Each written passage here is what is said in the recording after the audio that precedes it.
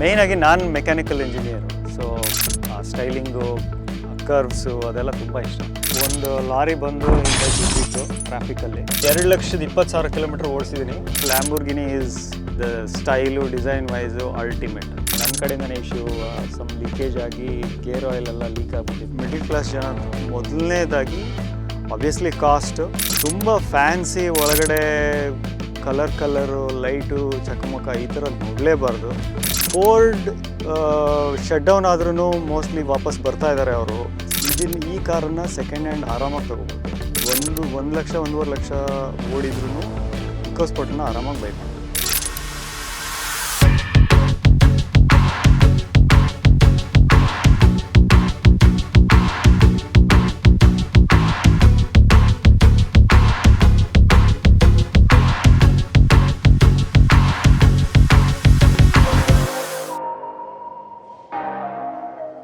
Hello, ನಮಸ್ಕಾರ ಸ್ನೇಹಿತರೆ. Caravan Kannada YouTube ಚಾನಲ್ಗೆ ಸ್ವಾಗತ. ಇವತ್ತಿನ ಈ ಮತ್ತೊಂದು ವಿಶೇಷ ಸಂಚಿಕೆಯಲ್ಲಿ ನಾವು ನಿಮಗೆ ಇನ್ನೊಬ್ಬರು ಅಪ್ಪಟ ಕಾರು ಪ್ರೇಮಿಯನ್ನ ಪರಿಚಯ ಮಾಡಿಕೊಡ್ತಾ ಇದ್ದೀವಿ. ಇವರ ಹೆಸರು ದಿನೇಶ್ ಮಾನೀರ್. ಹುಟ್ಟಿದ್ದು ಬೆಳೆದಿದ್ದು ಉತ್ತರ ಕನ್ನಡದ ಕುಮಟಾದಲ್ಲಿ. ಇವರ ಫೋಟೋಗಳು ಎಷ್ಟರ ಮಟ್ಟಿಗೆ ಪ್ರಸಿದ್ಧವಾಗಿವೆ ಅಂದ್ರೆ ನ್ಯಾಷನಲ್ ಜಿಯೋಗ್ರಾಫಿಕ್ ನಂತ ಪ್ರತಿಷ್ಠಿತ ಮಾಧ್ಯಮಗಳಲ್ಲಿ ಪಬ್ಲಿಷ್ ಆಗಿವೆ. ಅಷ್ಟೇ ಅಲ್ಲ, ಕರ್ನಾಟಕದ 9 ಜಿಲ್ಲೆಗಳಿಗೆ ಟೂರಿಸಂ ಕಾಫಿ ಟೇಬಲ್ ಪುಸ್ತಕವನ್ನು ಕೂಡ ಮಾಡಿಕೊಟ್ಟಿದ್ದಾರೆ. ಇತ್ತೀಚೆಗೆ ಕರ್ನಾಟಕದ ಮೂಲೆ ಮೂಲೆ ಓಡಾಡಿ ಆರ್ಕಿಯಾಲಜಿ ಡಿಪಾರ್ಟ್ಮೆಂಟ್ಗೆ ಪ್ರಾಗೈತಿಹಾಸಿಕ ನೆಲೆಗಳ ಮೇಲೆ ಒಂದು ವಿಶೇಷ ಕಾಫಿ ಟೇಬಲ್ ಪುಸ್ತಕವನ್ನು ಕೂಡ ದಿನೇಶ್ ಮಾನೀರ್ ಸಿದ್ಧಪಡಿಸ್ತಾ ಇದ್ದಾರೆ. ಇನ್ನು ನಿಮ್ಮೆಲ್ಲರಂತೆ ದಿನೇಶ್ ಮಾನೀರ್ ಕೂಡ ಕಾರುಗಳ ಬಗ್ಗೆ ಸಾಕಷ್ಟು ಪ್ಯಾಷನೇಟ್ ಆಗಿದ್ದಾರೆ. ಈ ಸ್ಪೆಷಲ್ ಎಪಿಸೋಡ್ ನಲ್ಲಿ ಸ್ವತಃ ದಿನೇಶ್ ಮಾನೀರ್ ಅವರು ತಮ್ಮ ಕಾರಿನ ಸ್ಪೆಷಾಲಿಟಿ ಬಗ್ಗೆ ಹಾಗೆಯೇ ಡ್ರೈವಿಂಗ್ ಅನುಭವದ ಬಗ್ಗೆ ಹಂಚಿಕೊಂಡಿದ್ದಾರೆ. ನೋಡಿ, ಎಲ್ಲರ ಥರ ಬಹುಶಃ ನಾನು ಹುಟ್ಟಿದಾಗಿಂದಲೇ ಅಥವಾ ಕಾರ್ ನೋಡೋಕೆ ಶುರು ಮಾಡಿದಾಗಿಂದಲೇ ಕಾರ್ ಬಗ್ಗೆ ಡ್ರೀಮ್ ಮಾಡೋಕ್ಕೆ ಸ್ಟಾರ್ಟ್ ಮಾಡಿದೆ. ಆವಾಗ ಮೋಸ್ಟ್ಲಿ ನನ್ನ ನೆನಪಿದಂಗೆ 5ನೇ ಕ್ಲಾಸ್ ಅಥವಾ 6ನೇ ಕ್ಲಾಸಿಂದ ಒಂದು ಆ ಕಾರ್ ಮಾಡೆಲ್ ಬಗ್ಗೆ ಐಡಿಯಾ ಬಂದಿರಬೇಕು. ಲ್ಯಾಂಬೋರ್ಗಿನಿ ತುಂಬಾ ಫೀಲ್ ಆದಂಥ ಕಾರ್. ನನಗೆ ತುಂಬ ಹುಚ್ಚಿತ್ತು. ಯಾರೋ ನನ್ನ ಮಾವನ ಯಾರೋ ಒಂದು ಚಿಕ್ಕ ಕಾರ್ ಗಿಫ್ಟ್ ಬೇರೆ ಕೊಟ್ಟಿದ್ರು. ಅದು ಮಾತ್ರ ನಾನು ದೇವ್ರ ಥರ ನೋಡ್ಕೊಂಡಿದ್ದೆ. ಸೊ ಲ್ಯಾಂಬೋರ್ಗಿನಿ ಈಗಲೂ ಅಷ್ಟೇ, Lamborghini is the style, design wise ultimate. ನನ್ನ ಮೊದಲನೇ ಕಾರು 1 ವರ್ಷ ತೊಗೊಂಡೆ, ಡ್ರೀಮ್ ಮಾಡ್ತಾನೇ ಇದ್ದೆ. ಮೊದಲನೇ car Chevrolet Beat, blood red colour. ಭಾರಿ ಇಷ್ಟ, ಆ ಕಲರು ಇಷ್ಟ. ಮನೇಲೆಲ್ಲ ಹೇಳಿದ್ರು ರೆಡ್ ಕಲರ್ ತೊಗೋಬೇಡ ಅಂತ, ಬಟ್ ನಾನು ರೆಡ್ ಕಲರೇ ತೊಗೊಂಡೆ. ಆವಾಗ ಬಹುಶಃ 4,30,000 ಕೊಟ್ಟಿದ್ದು ನೆನಪು. 30,000ನ 40,000ನ. ಮೇಯ್ನಾಗಿ ನಾನು mechanical engineer. So styling, curves ಅದೆಲ್ಲ ತುಂಬ ಇಷ್ಟ. ಸೊ ಬೀಟು ಆವಾಗ ಬಹುಶಃ ಫಸ್ಟ್ ಕಾರು ವಿತ್ ತುಂಬ ಚೆನ್ನಾಗಿ ಸ್ಟೈಲಿಂಗು ಇದೆಲ್ಲ ಇತ್ತು. ಹಾಗಾಗಿ ಅದೇ ಡಿಸೈಡ್ ಮಾಡಿಬಿಟ್ಟಿದ್ದೆ ನಾನು, ಅದೇ ಕಾರು ಅಂತ ತಗೊಂಡೆ. ಇನ್ನು ಬೇರೆ ಯಾವ ಕಾರೂ ನಾನು ಟೆಸ್ಟ್ ಡ್ರೈವ್ ಮಾಡಿಲ್ಲ, ಅದೇ ಕಾರ್ ತೊಗೊಂಡೆ. ಅಲ್ಲಿಗೆ ಐ ವಾಸ್ ವೆರಿ ಹ್ಯಾಪಿ. ಒಂದು 5 ವರ್ಷ ಅದನ್ನು ಉಪಯೋಗಿಸಿದೆ. 2015ನಲ್ಲಿ ಇನ್ನೊಂದು ಕಾರ್ ಬೇಕು ಅಂತ ಅನ್ಸಕ್ಕೆ ಸ್ಟಾರ್ಟ್ ಆಯಿತು. ಯಾಕೆಂದರೆ ಪವರ್ ಸ್ವಲ್ಪ ಸಾಕಾಗ್ತಿರ್ಲಿಲ್ಲ ಬೀಟಲ್ಲಿ. ನಂದು ಫೋಟೋಗ್ರಫಿ ಪ್ರಾಜೆಕ್ಟ್ಸ್ ಅಂತ ಓಡಾಡೋದು ಜಾಸ್ತಿ ಆಗ್ತಾಯಿತ್ತು. 2015ಇಂದ ಆಲ್ಮೋಸ್ಟ್ ಒಂದು ಹಾಫ್ ಇಯರ್ ತೊಗೊಂಡೆ ಯೋಚನೆ ಮಾಡೋಕ್ಕೆ. ಆಮೇಲೆ ಶಾರ್ಟ್ ಲಿಸ್ಟ್ ಮಾಡಿದ್ದು 3 ಕಾರ್ನ, ಫಿಯೇಟ್ ಎವೆಂಚೂರಾ, ರೆನಾಲ್ಟ್ ಡಸ್ಟರು ಮತ್ತು ಇಕೋಸ್ಪೋರ್ಟು 3 ಟೆಸ್ಟ್ ಡ್ರೈವ್ ಮಾಡಿದ್ದೀನಿ. 3ರಲ್ಲಿ ಎವೆಂಚೂರಾ ಅದೇ ಸಪೋರ್ಟು ಅದು ಇದು ಸರ್ವೀಸು ಇಶ್ಯೂಸ್ ಏನಾದ್ರು ಇರ್ಬೋದು ಅಂತ ಅದನ್ನು ರೂಲ್ಡ್ ಔಟ್ ಮಾಡಿದೆ. ಡಸ್ಟರು, ಇಕೋಸ್ಪೋರ್ಟು ಸ್ವಲ್ಪ ಕಷ್ಟ ಆಯಿತು ಚಾಯ್ಸ್ ಮಾಡೋದು. ಡಸ್ಟರು ಇಂಟೀರಿಯರ್ ಸ್ವಲ್ಪ ನೆಗೆಟಿವ್ ಇತ್ತು, ಅದು ಬಿಟ್ಟರೆ ಓಕೆ ಆಗಿತ್ತು. ಬಟ್ ಇಕೋಸ್ಪೋರ್ಟು ತುಂಬ ಇಷ್ಟ ಆಯಿತು. ಅದಕ್ಕಿಂತ ಜಾಸ್ತಿ ನಾನು ಇಕೋಸ್ಪೋರ್ಟ್ ಮೊದಲೇ ತುಂಬ ಡ್ರೈವ್ ಮಾಡಿದ್ದೇನೆ. ಯಾಕೆಂದರೆ ನಮ್ಮ ಬಾಸ್ದು ಇಕೋಸ್ಪೋರ್ಟ್ ಇತ್ತು. ಆಲ್ಮೋಸ್ಟ್ ಒಂದು 200-300 ಕಿಲೋಮೀಟರ್ಸು ಡ್ರೈವ್ ಮಾಡಿದ ಎಕ್ಸ್ಪೀರಿಯನ್ಸ್ ಇತ್ತು. ಸೊ ಚಾಯ್ಸ್ ಮಾಡೋದು ತುಂಬ ಈಸಿ ಆಯಿತು. ಎಂಜಿನ್ ಬಂದು 1.5 ಲೀಟ್ರ್ ಡೀಸಲ್ಲು, 100 BHP ಪವರ್ ಇತ್ತು. ಸೊ ನಂದು ಏನು ರಿಕ್ವೈರ್ಮೆಂಟ್ ಇತ್ತೋ ಆವಾಗ ಪರ್ಫೆಕ್ಟ್ಲಿ ಮೀಟ್ ಆಯಿತು car. So I was very happy with the choice.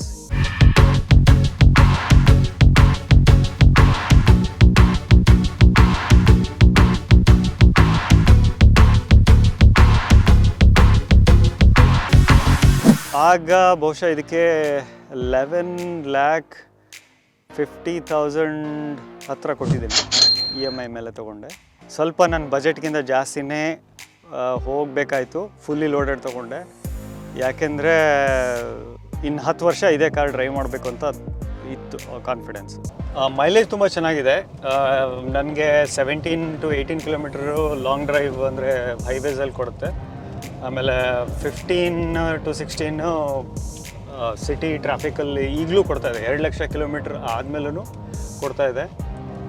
ಇನ್ನು ಏನಾದರೂ ಅಪ್ಡೇಟ್ ಮಾಡಬೇಕು, ಚೇಂಜ್ ಮಾಡಬೇಕು ಆ ಥರ ಏನಾದ್ರು ಇದ್ದರೆ ಬಹುಶಃ ಈ ಇಂಜಿನ್ನು ಇನ್ನೊಂದು 2 ಲಕ್ಷ ಕಿಲೋಮೀಟ್ರ್ ಓಡಿಸ್ಬೋದು ಅಂದರೆ ನಾನು ಇದನ್ನೇ ಓಡಿಸ್ಬಿಡ್ತೀನಿ, ಮತ್ತು ಇನ್ನೇನು ಚೇಂಜಸ್ ಇಲ್ಲ. ಬಟ್ ಟೆಕ್ನಿಕಲಿ ಹೇಳೋದಿದ್ರೆ ಏನಾದ್ರು ಅಪ್ಡೇಟ್ ಬೇಕಾಗಿದ್ದರೆ ಇದರಲ್ಲಿ ಸ್ವಲ್ಪ ಬ್ಯಾಕ್ AC ಸ್ವಲ್ಪ ಚೆನ್ನಾಗಿರಬೇಕಿತ್ತು, ಬ್ಯಾಕ್ ಸೈಡ್ AC. ಅದು ಬಿಟ್ಟರೆ ನನಗಿನ್ನೇನು ಕಾಣಿಸ್ತಾ ಇಲ್ಲ ಕಂಪ್ಲೇಂಟ್ಸ್. All good. ಈಗ ಒಂದು 2,20,000 ಕಿಲೋಮೀಟ್ರ್ ಓಡಿಸಿದ್ದೀನಿ. ಡ್ರೈವಿಂಗ್ ಎಕ್ಸ್ಪೀರಿಯನ್ಸ್ ಬಂದು ಫ್ಯಾಂಟಾಸ್ಟಿಕ್.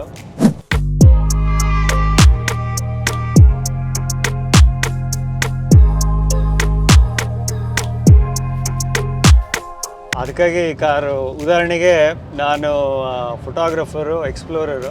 ಲಾಸ್ಟ್ ಒಂದು 2017ಇಂದ ಕರ್ನಾಟಕದ ಎಷ್ಟೋ ಟೂರಿಸಮ್ ಡಿಪಾರ್ಟ್ಮೆಂಟ್ಗೆ, ಡಿಸ್ಟ್ರಿಕ್ಟ್ ಟೂರಿಸಮ್ ಡಿಪಾರ್ಟ್ಮೆಂಟ್ಗೆ ವರ್ಕ್ ಮಾಡ್ತಾ ಇದ್ದೀನಿ.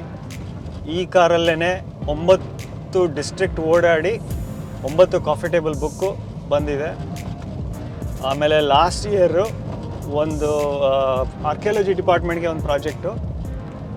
ಇಡೀ ಕರ್ನಾಟಕ ಎಲ್ಲ ತಾಲೂಕು, ಸುಮಾರು ಎಲ್ಲ ತಾಲೂಕು ಇಡೀ ಕರ್ನಾಟಕದ್ದು ಈ ಗಾಡಿ ಓಡಾಡಿದ್ದೀವಿ. ಎಲ್ಲ ರೀತಿ ಟೆರೇನ್ ಹೋಗಿದ್ದೀವಿ. ಎಲ್ಲೂ ನನಗೆ ಇಲ್ಲಿವರೆಗೆ ಕೈ ಕೊಟ್ಟಿಲ್ಲ. ಹಾಗೆ ಇದೊಂದು ಡ್ರೈವಿಂಗ್ ಎಕ್ಸ್ಪೀರಿಯೆನ್ಸ್ ಇದೆ. ಅದಕ್ಕಾಗಿ ಇನ್ನೂ ಸೇಲ್ ಮಾಡೋದಕ್ಕೆ ನಾನು ಯೋಚಿಸ್ಬೇಕು, ಆ ಥರ ಪರಿಸ್ಥಿತಿ ಇದೆ. ಇನ್ನು ಡ್ರೈವಿಂಗ್ ಕ್ವಾಲಿಟಿ ಅಂದರೆ ರೋಡ್ ಗ್ರಿಪ್ ಬಂದು ತುಂಬ ಚೆನ್ನಾಗಿದೆ. ಟೈರ್ ಮಾತ್ರ ಆಗಾಗ ಚೇಂಜ್ ಸರಿಯಾಗಿ ಟೈಮಲ್ಲಿ ಮಾಡ್ತಾಯಿದ್ರೆ ಎಲ್ಲೂ ಫೀಲೇ ಆಗಲ್ಲ ಪ್ರಾಬ್ಲಮ್ಸ್ ಇದೆ ಅಂತ. ಫೈನಲ್ಲಾಗಿ ತುಂಬ ರಿಪೇರ್ಸ್ ಏನು ಮಾಡಿಲ್ಲ. ಬಹುಶಃ ಒಂದು ಡ್ರೈವ್ ಶಾಫ್ಟು ಚೇಂಜ್ ಆಗಿದೆ, ಆಮೇಲೆ ಗೇರ್ ಬಾಕ್ಸ್ ಚೇಂಜ್ ಆಗಿದೆ. ಗೇರ್ ಬಾಕ್ಸ್ ಹೊಸ್ತಿದೆ. ಅದು ನನ್ನ ಕಡೆಯಿಂದನೇ ಇಶ್ಯೂ, ಸಮ್ ಲೀಕೇಜ್ ಆಗಿ ಗೇರ್ ಆಯಿಲ್ ಎಲ್ಲ ಲೀಕ್ ಆಗಿಬಿಟ್ಟಿತ್ತು. ಹಾಗೆ ಓಡಿಸಿದ್ದೆ. ಹಾಗಾಗಿ ಗೇರ್ ಬಾಕ್ಸ್ ಅಷ್ಟೇ ಹೊಸ್ತು, ಡ್ರೈವ್ ಶಾಫ್ಟ್ ಹೊಸ್ತು. ಅದು ಬಿಟ್ಟರೆ ಉಳಿದಿದ್ದು ಕನ್ಸ್ಯೂಮೇಬಲ್ಸು, ಬ್ರೇಕ್ ಪ್ಯಾಡು ಅದು ಇದೆಲ್ಲ. ಡ್ರೈವ್ ಶಾಫ್ಟಿಗೆ ಬಹುಶಃ 13,000 ಎಷ್ಟೋ ಆಗಿತ್ತು. ಆಮೇಲೆ ಗೇರ್ ಬಾಕ್ಸಿಗೆ 42,000 ಏನೋ ಕೊಟ್ಟಿದ್ದೀನಿ. ಮೇಜರ್ ಆಕ್ಸಿಡೆಂಟ್ಸ್ ಏನಿಲ್ಲ. ಒಂದು ಲಾರಿ ಬಂದು ಹಿಂದೆ ಗುದ್ದಿತ್ತು ಟ್ರಾಫಿಕಲ್ಲಿ. ಡೋರ್ದು ಒಳಗಡೆ ಮೆಕ್ಯಾನಿಸಮ್ಮು ಮತ್ತು ಡೋರ್ ಸ್ವಲ್ಪ ಏನೋ ಡ್ಯಾಮೇಜ್ ಆಗಿತ್ತು. ಬಟ್ ಇನ್ಶೂರೆನ್ಸಲ್ಲಿ ಕವರ್ ಆಯಿತು. ಓವರಾಲ್ ಕಾಸ್ಟ್ ಬಂದು ಅರೌಂಡ್ 40,000 ಏನೋ ಆಗಿತ್ತು. ಬಟ್ ನನಗೆ ಕೈಯಿಂದ ಒಂದು 500 ರೂಪಾಯಿ ಹಾಕೋದಂತ ಅಷ್ಟೇ. ಅದು ಬಿಟ್ಟರೆ ಏನು ಅದರ್ ಸಣ್ಣ ಪುಟ್ಟ ಖರ್ಚಿದ್ದು ಈ ಥರ ಆಕ್ಸಿಡೆಂಟ್ಸ್ ಇದೆ ಬಿಟ್ಟರೆ ಯಾವ ಆಕ್ಸಿಡೆಂಟ್ಸ್. ಫೋರ್ಡ್ ಈಗ ಶಟ್ ಡೌನ್ ಆಗಿದೆ, ಆದರೆ ನನಗೇನಂತ ಫೀಲ್ ಆಗಿಲ್ಲ. ಅದು ಕಾವೇರಿ ಫೋರ್ಡ್ ಬಿನ್ನಿ ಮಿಲ್ಲಲ್ಲಿ ನಾನು ಯಾವಾಗಲೂ ಕೊಡೋದು. ಒಂದಿಬ್ಬರು ಸೂಪರ್ವೈಸರ್ಸು ತುಂಬ ಚೆನ್ನಾಗಿದ್ದಾರೆ, ಅವ್ರ ಹತ್ರನೇ ಕೊಡೋದು ಯಾವಾಗಲೂ. ಮತ್ತು ಯೂಶ್ವಲಿ ಸರ್ವಿಸ್ ಕಾಸ್ಟು 7,000 to 8,000 ಬರುತ್ತೆ, ಏನೂ ಪಾರ್ಟ್ಸ್ ಇಲ್ಲ ಅಂದರೆ. ಅದು ಬಿಟ್ಟರೆ ಎವ್ರಿಥಿಂಗ್ ಈಸ್ ಪರ್ಫೆಕ್ಟ್. ಅವ್ರ ಸರ್ವಿಸ್ ಚೆನ್ನಾಗಿದೆ, ಪಿಕಪ್ಪು, ಡ್ರಾಪು ಎಲ್ಲ ಫೆಸಿಲಿಟಿ ಇದೆ. ಬೀಗ ಮೆಕ್ಯಾನಿಕಲ್ ಇಂಜಿನಿಯರು ಇದೇ ಇಂಡಸ್ಟ್ರೀಲಿ ಈಗಲೂ ವರ್ಕ್ ಮಾಡ್ತಾ ಇದ್ದೀನಿ. ಮಿಡ್ಲ್ ಕ್ಲಾಸ್ ಜನ ಮೊದಲನೇದಾಗಿ ಆಬ್ವಿಯಸ್ಲಿ ಕಾಸ್ಟು, ಎರಡನೇದು ಮೈಲೇಜ್ ನೋಡಬೇಕಾಗುತ್ತೆ. ಯಾಕೆಂದರೆ ತುಂಬ ಓಡಾಡ್ತೀವಿ, ಆಗ ಮೈಲೇಜ್ ಮ್ಯಾಟ್ರ್ ಆಗುತ್ತೆ. ಮೂರನೇದು ಕ್ವಾಲಿಟಿ. ತುಂಬ ಫ್ಯಾನ್ಸಿ ಒಳಗಡೆ ಕಲರು, ಲೈಟು, ಚಕಮಕ ಈ ಥರ ನೋಡಲೇಬಾರ್ದು. ಕ್ವಾಲಿಟಿ ಚೆನ್ನಾಗಿದೆಯಾ ಅದನ್ನು ಸ್ಟ್ರೆಸ್ ಮಾಡಬೇಕು. ಯಾಕಂದರೆ ಆಮೇಲೆ ನೀವು ದುಡ್ಡು ಜಾಸ್ತಿ ಸಿಗುವಾಗ ತುಂಬ ಈಸಿ. 2 ವರ್ಷ ಕಾರ್ ಚೇಂಜ್ ಮಾಡ್ಬೋದು, 3 ವರ್ಷ ಕಾರ್ ಚೇಂಜ್ ಮಾಡ್ಬೋದು. ಬಟ್ ಮೊದಲನೇ car quality is very important. ನಿಮಗೆ 3-4 ವರ್ಷಕ್ಕೆ ರಿಪೇರ್ಸ್ ಬರೋದು ಇದೆಲ್ಲ ಸೆಟ್ ಆಗಲ್ಲ. ಸೊ ಇದು 3 ಕಾಸ್ಟು, ಮೈಲೇಜು ಮತ್ತು ಕ್ವಾಲಿಟಿ, ಇದನ್ನು ಫಸ್ಟು ಫೋಕಸ್ ಇಡಬೇಕು. ಫೋರ್ಡ್ ಶಟ್ ಡೌನ್ ಆದ್ರೂ ಮೋಸ್ಟ್ಲಿ ವಾಪಸ್ ಬರ್ತಾ ಇದ್ದಾರೆ ಅವರು. ಸರ್ವಿಸ್ ಚೆನ್ನಾಗಿದೆ. ಹಾಗಾಗಿ ಈ ಕಾರನ್ನು ಸೆಕೆಂಡ್ ಹ್ಯಾಂಡ್ ಆರಾಮಾಗಿ ತೊಗೋಬೋದು, ಅದರಲ್ಲಿ ಡೌಟೇ ಇಲ್ಲ. ಅದು ಎಷ್ಟು ಓಡಿದೆ ಅಂತ ನೋಡಬೇಕು. 1 ಲಕ್ಷ 1.5 ಲಕ್ಷ, ಯಾಕೆಂದರೆ 3 ಲಕ್ಷದವರೆಗೆ ಫೋರ್ಡ್ ಇಕೋಸ್ಪೋರ್ಟನ್ನು ಓಡಿಸಿದ್ದಾರೆ. ಸೊ ಹಾಗಾಗಿ 1 ಲಕ್ಷ 1.5 ಲಕ್ಷ ಓಡಿದ್ರೂ ಇಕೋಸ್ಪೋರ್ಟನ್ನು ಆರಾಮಾಗಿ ಬೈ ಮಾಡ್ಬೋದು.